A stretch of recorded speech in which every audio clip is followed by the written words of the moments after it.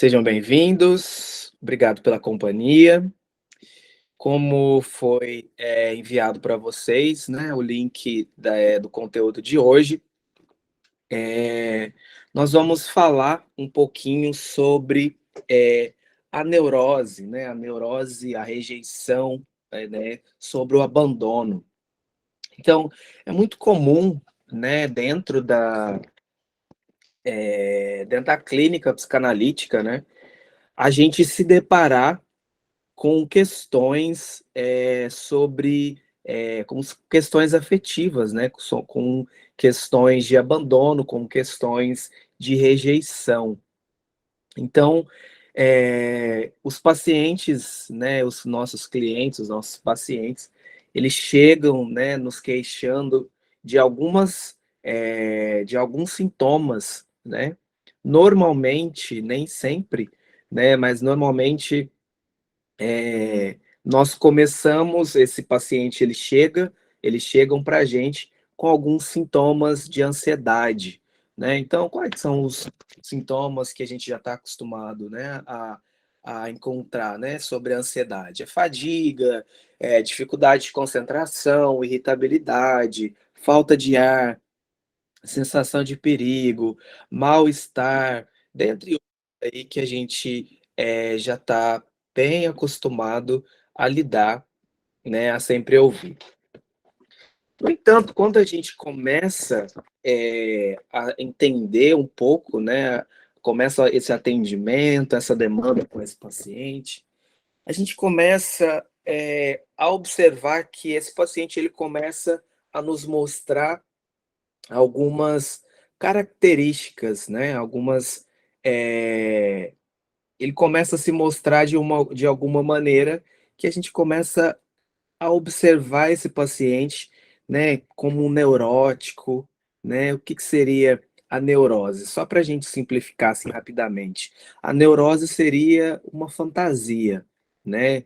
Então, tem até trouxe aqui uma definição de que Freud usa sobre neurose, que ele usa, assim, a expressão de um conflito entre os desejos do inconsciente, né. Então Freud acredita que alguns impulsos, certos impulsos inconscientes, eles são incompatíveis com a realidade exterior, ou são impossíveis de serem concretizados.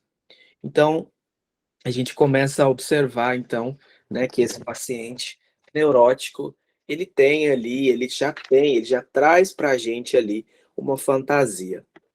Então, por exemplo, de uma fantasia por exemplo, uma, adolescente, né, que começou a namorar há pouco tempo, porém, ela já não consegue ficar longe desse namorado, né, mesmo esse namorado, às vezes, a maltratando, às vezes ela mesmo relata, né, que esse namorado a maltrata, ela sabe que esse namorado, fica com outras garotas, mas mesmo assim ela não consegue, sair desse relacionamento, ela não consegue se libertar.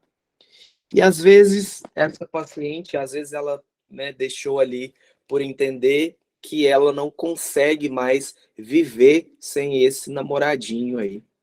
Ou às vezes trazendo por um exemplo então, de uma mulher um pouco mais madura, por exemplo, com seus 50 e poucos anos, e ela também, né, ela relata ali na sessão que ela não consegue se livrar deste marido que ela sabe, né, que a trai com outras pessoas, que ele não a trata bem, né. Então são casos que a gente vai observando aonde, pacientes, né, eles não conseguem se libertar de coisas que os fazem mal, né, porque por conta, né, da gente observar com essa neurose, com essa fantasia de não conseguir ali enxergar essa realidade, né, mesmo sabendo que ela foi traída, mesmo ou ele foi traído, mesmo assim essa pessoa ela não consegue abandonar essa neurose, ela não consegue abandonar esse outro, esse objeto. Porém, a gente olhando, né, estudando aqui hoje um pouquinho sobre neurose, a gente vai buscar um pouquinho dessas informações e tentar entender o porquê que isso acontece. Então, eu ia falar um pouco sobre o conceito de neurose, né? Então, é uma ideia de que é algo que a gente cria, né? Uma fantasia ali de acordo ali com a neurose seria a pessoa não consegue enxergar a realidade, ela não consegue lidar com essa realidade. Vamos trazer dessa forma para simplificar. Então, aí temos as consequências da neurose, né? As consequências do abandono. Então, a gente vai poder enxergar um pouquinho também algumas características dessas pessoas. Essas pessoas que têm, que sofrem, né, dessa neurose do abandono, elas são pessoas que elas tendem a ter dificuldade em se relacionar, né? Elas têm medo de se relacionar. Muitas vezes as pessoas, elas se fecham, né, dentro de si e elas têm um medo muito grande, né, de se relacionar. Quando eu falo relacionar, eu não estou dizendo somente em um relacionamento entre duas pessoas, né, independente da orientação sexual. Eu digo também sobre o relacionamento de lidar com os outros, de lidar com uma sociedade em si, tá? Então, a gente pode observar que alguns desses pacientes, né, dessas pessoas, elas se fecham e elas não querem se identificar com outras pessoas. Elas não querem se relacionar com outras pessoas. Então, é comum essas pessoas elas tenderem a ficar só, né? Quererem ficar o tempo todo sozinha e ter uma dificuldade muito grande quando ela precisa procurar outras pessoas. Também tem algumas pessoas, né, diferente dessas, que elas buscam, vocês podem, quem estiver anotando, podem anotar esse termo, a resignificação do abandono. O que é isso? Resignificar, resignação do abandono. O que é isso? A pessoa ela já vive, né? Ela já vive já esperando que esse relacionamento seja fracassado. Ou seja, ela busca, né, ela já começa um relacionamento já esperando ser abandonada. Então ela vai passar uma vida inteira, né, já esperando ser abandonada. Então, por que que isso? Por que que a pessoa ela vive dessa maneira? Para quem já assistiu as minhas outras aulas, em algumas das minhas aulas eu já falei sobre o registro, né? A maioria, se não todos os nossos traumas, eles ficam na nossa uma forma de registro. E ao longo da nossa vida a gente vai procurar, né, sempre ressignificar isso. Ou seja, a gente vai estar sempre procurando de maneira inconsciente reviver aquilo. Ou seja, essa vontade, esse desejo que a gente tem de fazer aquela coisa, né, que nos preenche, ela vai se tornar uma coisa corriqueira. Já viu aquelas pessoas, por exemplo, que sempre arrumam um marido ruim? Ou sempre aquela mulher que sempre arruma um marido que espanca ela, né? Todo mundo fala, é porque é mulher de bandido, gosta de apanhar, né? Já viram? Sempre tem essas pessoas que tendem a repetir aquele mesmo padrão. Então, essa é também uma característica dessas pessoas, né? Que que sofrem, que vivem, né, com essa neurose do abandono. Ela procura ressignificar aí o tempo todo como uma maneira de preenchimento e com uma maneira também dela sobreviver, dela repetir, Ah, seria uma forma dela estar sobrevivendo. cadê o menino? Pessoal, só gostaria que, por gentileza, quem todo mundo só dá uma checadinha, por favor, se o microfone está desligado, tá? Por gentileza.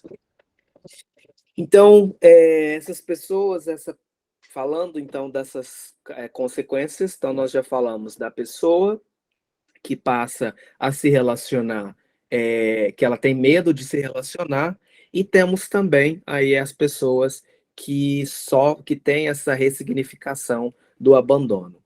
E quando isso acontece, né? Então, quando essa pessoa encontra esse caso perdido, por exemplo, essa essa pessoa que está casada, que está namora uma outra pessoa que ela está sendo traída, tal, ela de maneira inconsciente é como se ela tivesse ouvindo, né, essa expressão: eu mereço estar passando por isso, né? Eu mereço ser punido, eu mereço ser traído, eu mereço ser traída, tá? Mas nós vamos entender o porquê que isso acontece. Aí depois nós vamos ter aí nesses pacientes, ou em nós mesmos, né? Sempre a gente precisa olhar para a gente também, que é as características dessas pessoas, né? Normalmente essas pessoas, esses neuróticos, né, que sofreram o abandono, que sofrem do abandono, são pessoas extremamente controladoras, né? Então essas pessoas, elas têm características muito marcantes, né, de tentar controlar o parceiro, de tentar controlar a mãe, de tentar controlar o pai, de tentar controlar o dinheiro de todo mundo. Essa pessoa vai ser aquela pessoa que está sempre mandando mensagens, ela está sempre ligando, ela está sempre querendo saber sobre tudo, tá? Mas isso a gente vamos colocar aqui entre parênteses. Ela quer saber de tudo, ela manda muitas mensagens, mas tudo de maneira exagerada, tá? Então, não vamos aí falar de pessoas que mandam mensagem, que se preocupam, né? Que a gente sabe que é uma coisa natural um ser humano se preocupar com o outro. Tudo que eu estou falando aqui, diante do neurótico, são coisas absurdas, são coisas são tudo a nível exagerado.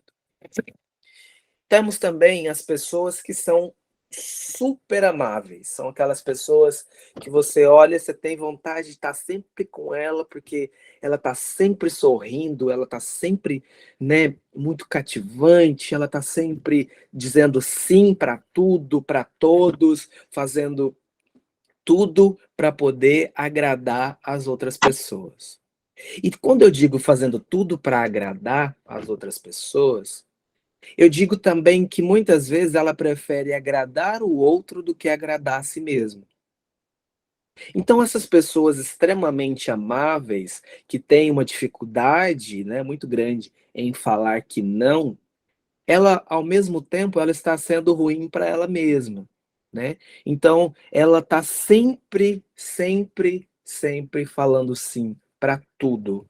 E essas pessoas também, por mais que ela esteja ali num relacionamento extremamente abusivo, ela continua falando sim para o parceiro ou para a parceira, tá? Então, é muito comum, né, a gente sempre ouvir essa expressão: ele faz isso, ou ela faz isso, ou ele me bate, ou ela me bate, ou isso acontece, mas mesmo assim eu não consigo ficar sem. Eu tenho a impressão que eu vou morrer se essa pessoa me deixar. Olha que intenso quando o paciente fala isso pra gente, né? Eu posso morrer, eu tenho a sensação que eu vou morrer só de pensar que ele vai me deixar. Então eu prefiro continuar assim, do jeito que tá. E aí esse paciente ele vai começar a elaborar, mas ele vai melhorar. Ele está fazendo terapia, ou ele separou da ex-mulher e agora está comigo, entendeu? As pessoas elas começam a criar para si artimanhas para poder lidar aí com essa sua neurose, né? Na verdade, a gente sabe que muitas vezes isso não vai acontecer. Ela vai parar de apanhar, ela vai parar disso, mas a gente sabe que isso vai continuar acontecendo, porque, como eu disse, a pessoa está sempre ali ressignificando.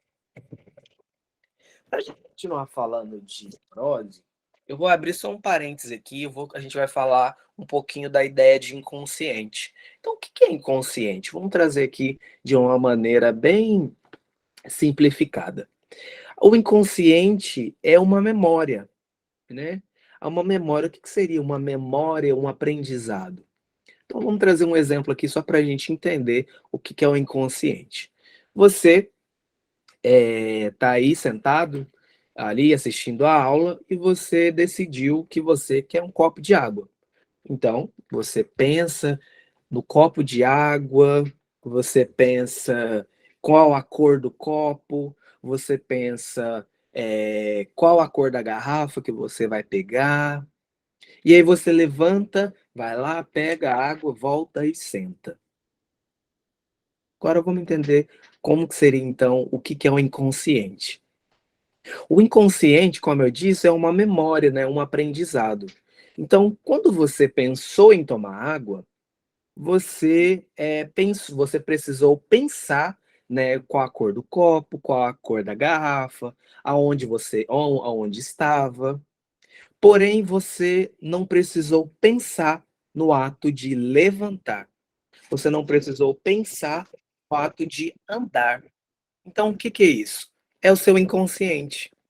Foi algo que você aprendeu, né, e ficou aí memorizado. Então por isso que a gente pode falar que o inconsciente é uma memória, né? É algo que você já aprendeu e está ali absorvido dentro de você.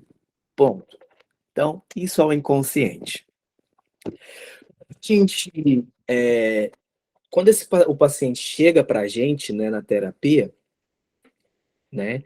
E aí, como eu já dei o exemplo, né, dessa adolescente ou dessa mulher, né, um pouco mais madura, de poucos anos, a gente ouviu ela dizer várias vezes que ela não consegue ficar longe, né, daquilo que a faz mal, né? Então, uma das técnicas, né, um dos caminhos que nós analistas devemos fazer é a gente procurar a entender, né? A gente procura entender o que que esse paciente sofreu ali, o que que foi para o inconsciente, né? Que ali a gente vai chamar de trauma, né? Então, qual foi o trauma que esse nosso paciente sofreu para que ele esteja sempre, né, dizendo sim para a dor? Ele está sempre falando sim para aquilo que continua machucando.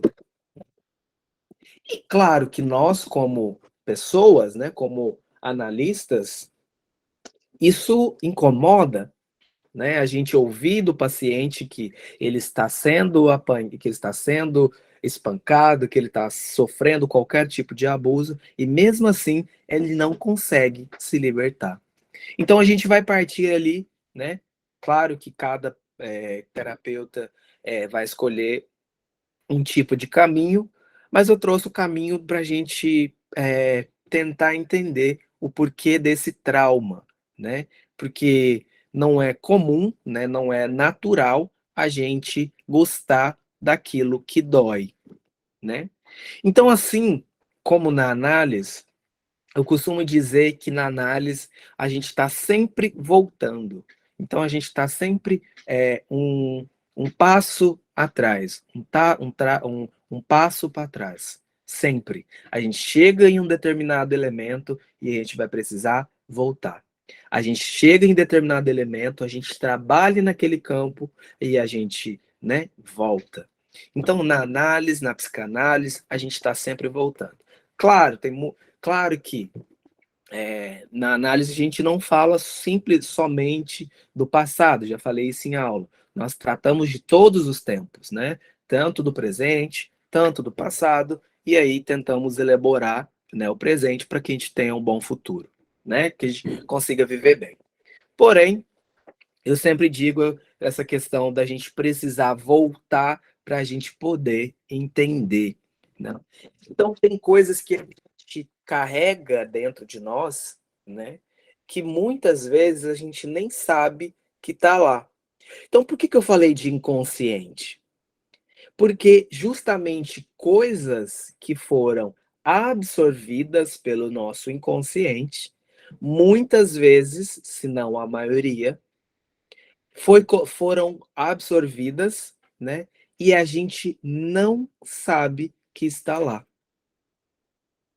Então, o inconsciente, ele está ali, né? Ele absorveu coisas e que muitas vezes essas coisas que foram absorvidas, né, que estão enraizadas no nosso inconsciente, são coisas do período em que a gente ainda talvez nem conseguia falar, ou seja, a gente nem tinha linguagem desenvolvida para que a gente pudesse se expressar como a gente faz agora, né, como a gente consegue fazer no dia a dia. É muito comum a gente observar, né, diante de uma análise, dentro de uma análise, principalmente para pessoas, né, que estão há muitos anos em análise, a gente começa a descobrir coisas, né, que a gente traz, isso aparece em sites, aparece ali, né, diante da fala do paciente, ações e coisas e atos e fatos que aconteceram quando ela tinha 3 aninhos, 4 aninhos, e hoje a pessoa tem 58 anos, por exemplo. Então, por isso que falamos aí que a psicanálise é uma maneira de acessar o nosso inconsciente através da fala. Então, eu vou trazer um exemplo aqui, só para a gente entender um pouquinho sobre o trauma. Imagine, então, a mãe ali com o recém-nascido, né? E essa mãe está amamentando esse bebê. Ela está ali fazendo, né, a parte dela, dando amamentação, amamentando esse bebê. E por um motivo qualquer, né, essa mãe precisou tirar o bebê ali do peito, né, do seio dela. Ela colocou o bebê ali no carrinho ou no berço, em algum lugar, e ela foi resolver o que ela tinha para resolver. No entanto, esse bebê, que ele sentiu ali quando a mãe tirou ele, né, o bebê ali do peito dela, do seio dela, e separou? O bebê, naquele momento, o que ele entendeu? Qual foi a sensação que ele teve? A sensação de morte.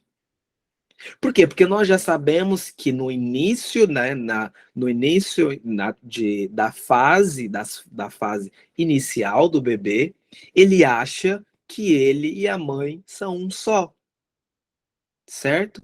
Então, a partir do momento que a mãe precisou separar ela, né, do bebê, o bebê separou do objeto, né, que é a mãe. Esse bebê, ele teve a sensação de morte. Ele sentiu dor, ele sentiu que ele fosse morrer.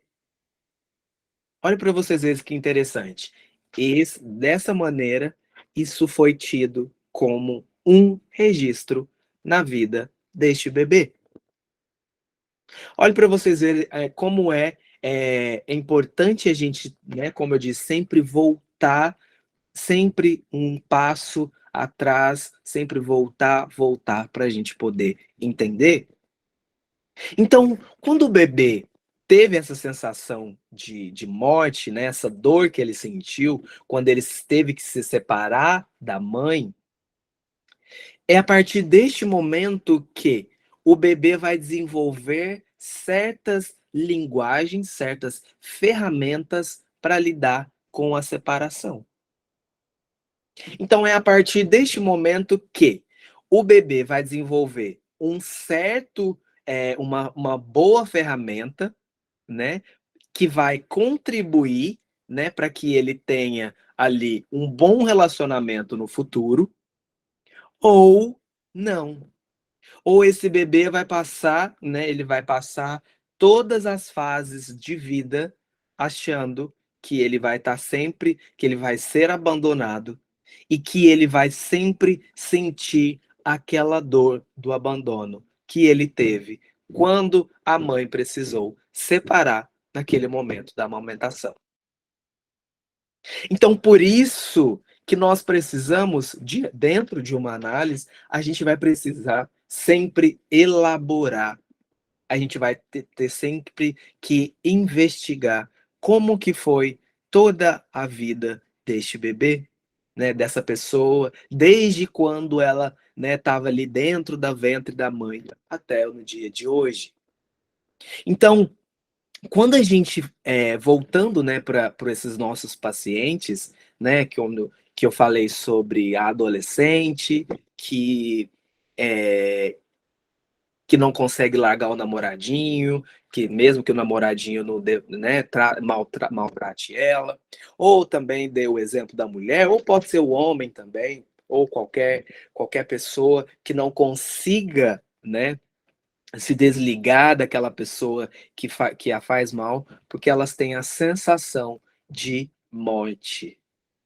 Então é sempre comum a gente observar essas pessoas que têm medo, né, que elas ressignificam e tendem a continuar vivendo e elaborando, vivendo e repetindo, vivendo e repetindo.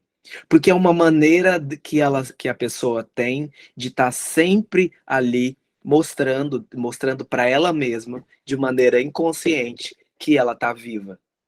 E ela estando viva, ela precisa então estar revivendo aquilo que ela teve lá no começo, né, da vida.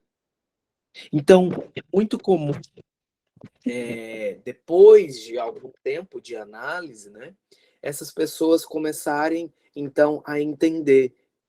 E é muito importante então a gente entender como funciona ali essa neurose do abandono. Eu trouxe aqui para vocês hoje um exemplo, né, de mas pode ser, né, temos outros exemplos também, por exemplo, a mãe que esqueceu a criança na escola, ou o pai que prometeu que ia fazer uma viagem com o filho se programou, fez tudo e o pai não fez essa viagem com o filho. Então existem vários exemplos ali que pode se desencadear aí uma neurose de abandono, uma neurose de rejeição, né? Então, talvez uma criança que a mãe amamentou por 2, 3 meses, depois a mãe não quis mais a criança, então ela já se sentiu rejeitada, ou o pai, entendem? Tem sempre muitos exemplos que são colocados como traumas, né? Que nós podemos investigar na linha do trauma, mas que nós podemos ali olhar como uma neurose de rejeição, tá? Então, nós temos aí os caminhos, né, para a gente poder lidar com essa neurose, né? E nada mais do que o que Freud sempre fala, né, em um dos seus livros, que é o recordar, repetir e elaborar, né? Então parece que é muito simples, né, a gente falar sobre esses 3 passos aí, né, que devem ser tomados para que a gente possa trabalhar dentro de um quadro de neurose, tá? Então, o que seria então sentir ou recordar, sentir a dor? Muitas vezes, se não em todas, na maioria, né? Quem gosta de sentir dor? Ninguém gosta de sentir dor, né? Ninguém. A gente faz de tudo para não sentir dor. Mas neste caso aqui, dentro de um setting analítico, a gente vai precisar. A gente vai precisar, então, mexer ali naquela ferida e a gente vai precisar sentir essa dor. A gente vai precisar, então, olhar para a gente mesmo e falar: realmente eu fui rejeitado, ou realmente meu pai me rejeitou, minha mãe me rejeitou. E isso, né, para cada pessoa, isso vai vai ser de uma maneira diferente. Então, para cada pessoa vai ser uma dor diferente. Mas a gente vai precisar sim mexer nela. Porque como a gente faz a vida inteira, né? Então, a gente quer sempre ali algo imediato. Então, eu tenho conversado com muitas pessoas que estão sempre em busca de algo que seja imediata, de uma terapia que seja imediata. Né? Ah, eu quero hipnose, eu quero algo que seja assim muito rápido. Não estou falando de nem, né, discriminando nenhum tipo de abordagem, tá? Só estou falando que as pessoas hoje não querem sentir, elas não querem passar ali pela dor, elas não querem olhar para aquilo que incomoda. As pessoas hoje elas querem coisas que sejam breves, rápidas, porque elas não têm tempo nem para sentir dor. Né? Então, depois, o perceber, o repetir, o perceber a dor. Então, quando a gente sente a dor, a gente pode começar, então, a perceber, né? A gente começa a pensar, peraí, agora na terapia eu percebi que eu senti essa dor quando eu falei sobre isso. Mas eu tô aqui, né? Então eu não morri, eu não caiu nem um pedaço de mim, é, eu consigo falar sobre isso. Então, ou seja, a gente já fez dois passos. A gente já olhou para a dor e a gente já percebeu a dor. A gente começou então, né, a perceber que a dor ela vai fazer parte de mim e de uma maneira bem trabalhada, que será o próximo passo, eu vou elaborar esta dor. Então eu vou começar a ressignificar. Eu vou começar então a entender que aquela situação ela não está mais presente. Então, se, né, diante de todos os exemplos que eu trouxe, se aquele paciente que foi abandonado, a mãe que esqueceu de buscar na escola, o pai, ele começou ali, ele sentiu a dor na terapia, ele percebeu a dor, né? Ele olhou para a dor está aqui, né? Vou dialogar com essa dor. Ele começou então a elaborar. Ele foi atrás, então, para entender o porquê naquele dia, no dia, não sei, 7 de março de 1999, a mãe esqueceu de buscar, né? E ele sentiu aquela dor, ou ele foi em busca de algo ali para que ele pudesse elaborar e que ele pudesse ressignificar essa dor. Então, os três passos, então, aqui para a gente trabalhar com os nossos pacientes, ou trabalhar em nós, né? Não sei se alguém gosta de além da terapia, mas está sempre fazendo autoanálise, né? Então, três caminhos, então, para a gente seguir. É o sentir a dor, perceber a dor e elaborar a dor. Este, eu dei três caminhos aqui para a gente lidar com a neurose, né, do abandono, com a neurose de rejeição. É fácil lidar? É fácil olhar para a dor? Não, não é fácil. E muitos de nós, né, nós não estamos acostumados a fazer isso, a olhar para o que incomoda. É mais fácil a gente fugir o tempo todo, né? É mais fácil a gente querer não sentir do que sentir. Mas quando a gente está, né, trabalhando analítico, seja como analista ou como analisando, a gente vai precisar, tá? Sentar ali no divã, sentar na cadeira e olhar para essa dor e tentar enfrentar, sim. Tá? É só assim a maneira que existe para que seja lidado, tanto você ou seu paciente, a lidar com essa neurose do abandono, da rejeição.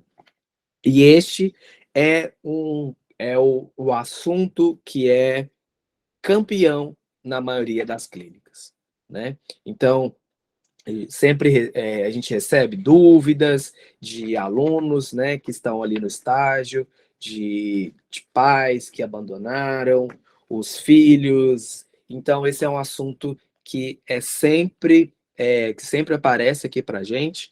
Então por isso que eu quis trazer para vocês também. É sempre um assunto que as pessoas me procuram também para fazer análise. É um caminho, né, para que a pessoa traça para chegar até nós. Tá bom? Deixa eu ver que tem alguns comentários aqui. É, Cristina, a dor do abandono é verdadeira e quando a gente acolhe o paciente, tenho percebido que muitas vezes a neurose vem da fantasia de que a mãe abandonou em alguma situação e quando você começa a análise e escuta com atenção a fala, as histórias vão surgindo e o paciente, ao se escutar, chega à conclusão de que não foi de fato abandonado, mas apenas interpretou a situação como abandono. E quando percebe isso, os relacionamentos atuais melhoram. É uma ótima visão, né? Que a gente tem depois dessa ressignificação, né? Então, é muito importante olhar e tentar ressignificar. Então, como eu trouxe aqui nos exemplos, tem coisas que aconteceu na fase onde que esse paciente ainda era um bebê, ele não tinha linguagem produtiva, ele não conseguia ainda reproduzir o que ele estava sentindo, né? Então, tudo vai precisar se ressignificar, vai precisar trabalhar de novo, né?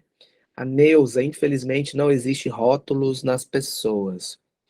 Ana, conheço uma pessoa que sofre de um medo exagerado de convívio com outras pessoas. Na infância, ela passou por algum trauma relacionado a algum abandono, muito comum também, que precisa então ser trabalhado, precisa ser investigado. Márcia, tem uma filha borderline e o medo do abandono é muito presente. Será uma neurose do abandono? Todas as relações são muito intensas, difícil lidar com isso. Márcia, seria interessante ou você, tá? Ou a sua filha, tá sempre em análise, tá? Como você está falando, é uma borderline. Então, o borderline, todas as ações, né, os sentimentos do borderline, eles são mais avançados, né, eles são de uma maneira exagerada. Então, se a sua filha ainda não consegue fazer terapia, seria interessante que pelo menos você fizesse, tá, para aprender a administrar ali um pouco desse exagero, tá, desse sentimento que vem para você de maneira exagerada, tá? Mas pode ser, sim, pode ser uma neurose de abandono, sim, que precisa ser investigado, tá? Então, sugiro que ou as duas façam análise, ou se você já está fazendo, muito bom, continue que vai ser um bom caminho para que você consiga viver bem com a sua filha e ajudá-la também a passar nesse caminho. Neuza, quando chega a esse ponto, acredito que já seja uma dependência emocional. Tem bastante coisa aqui. Daiane, minha mãe trabalhava e eu ficava com uma cuidadora. Essa semana recordei que a cuidadora me bateu com uma toalha molhada. Eu não me lembrava. Fiz a técnica do espelho semana passada e me veio essa recordação. Muito bom. Agora precisa, então, continuar trabalhando, tá? Mesmo que foi utilizado nessa técnica isolada, mas precisa continuar trabalhando e continua elaborando, né? Relaborando, ressignificando, tá? Semana passada, eu não gosto de ficar só até hoje. É um relato da Daiane. Pessoal, obrigado, tá? Era esse o conteúdo que eu gostaria de trazer para vocês hoje, tá? A gente falou um pouquinho sobre essa neurose do abandono.